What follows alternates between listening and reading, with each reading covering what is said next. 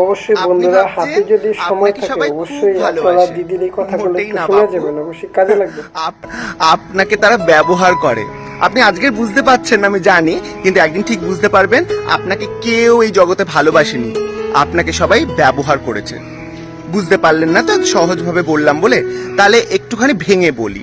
এই যে তুমি যে প্রত্যেক দিন যাদের প্রয়োজন মেটাও, যাদের কে তুমি নিজের থেকে ভালোবাসা দাও, যাদেরকে প্রত্যেকদিন তুমি ফোন কল করে নিজে যোগাযোগ করো, যাদের মানে মুখ ফুটে কোনো কিছু না চাইতেই তুমি তাদের সামনে হাজির হয়ে গিয়ে তাদের দরকারে একদম প্রস্তুত হয়ে যাও, এগুলো সব করা বন্ধ করে দাও।